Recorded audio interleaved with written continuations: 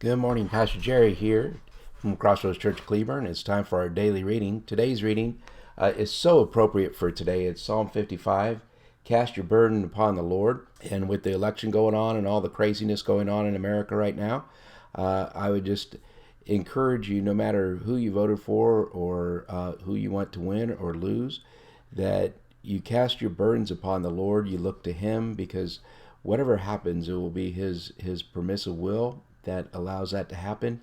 And God has a plan. And God has a plan that all the nations would hear the gospel of Jesus Christ. So regardless of what goes on in the government and in the election today, I pray that you put your hope in the Lord and you cast your burdens upon the Lord.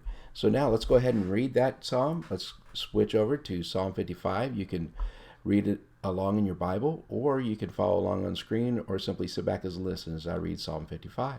Cast your burden on the Lord, to the choir master with string instruments, a maskil of David. Give ear to my prayer, O God, and hide not yourself for my plea for mercy. Attend to me and answer me. I am restless in my complaint, and I moan, because of the noise of the enemy, because of the oppression of the wicked. For they drop trouble upon me, and in anger they bear grudge against me. My heart is in anguish within me. The terrors of death have fallen upon me. Fear and trembling come upon me, and horror overwhelms me. And I say, oh, that I had wings like a dove.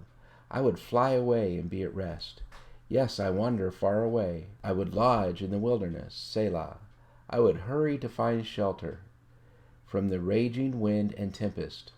Destroy, O Lord, divide their tongues, for I see violence and strife in the city. Day and night they go around it, on its walls, and iniquity and trouble are within it. Ruin is in its midst, oppression and fraud. Do not depart from its marketplace, for it is not an enemy who taunts me. Then I could bear it. It is not an adversary who deals insolently with me. Then I could hide from him. But it is you, a man, my equal, my companion, my familiar friend. We used to take sweet counsel together. Within God's house we walked in the throng. Let death steal over them. Let them go down to Sheol alive. For evil is in their dwelling place and in their heart. But I call to God, and the Lord will save me. Evening and morning and at noon, I utter my complaint and moan, and He hears my voice. He redeems my soul in safety from the battle that I wage. For many are arrayed against me. God will give ear and humble them. He who is enthroned from old, Selah, because they do not change and do not fear God. My companion stretched out his hand against his friends. He violated his covenant. His speech was smooth as butter, yet war was in his heart. His words were softer than oil, yet they were drawn swords. Cast your burden on the Lord, and He will sustain you. He will never permit the righteous to be moved. But you, O God, will cast them down. In the pit of destruction, men of blood and treachery shall not live out half their days. But I will trust in you. The amazing thing about Psalm 55 here is you see that David's close confidant, David's close friend, one that he used to take counsel of the Lord together, turned on him and was moving against him. And it's amazing because it says his words were smooth, but war was in his heart.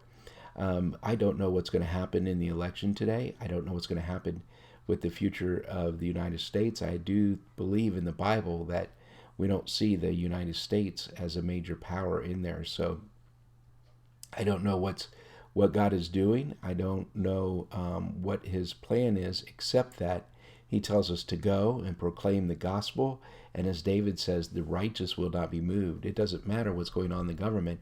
If you're righteous and in right relationship with God, you will be able to stand firm. You'll be able to make it through. God will be your strength. He'll be your shield, and He'll be your shelter. And God, He will be your comfort. So I pray that that's encouraging to you. Put the selection in the hands of the Lord. Go about your business, grow in relationship with God, spend time in the kingdom of heaven today, and always remember that I love you and that I'm praying for you. May God keep you and bless you until we're together again.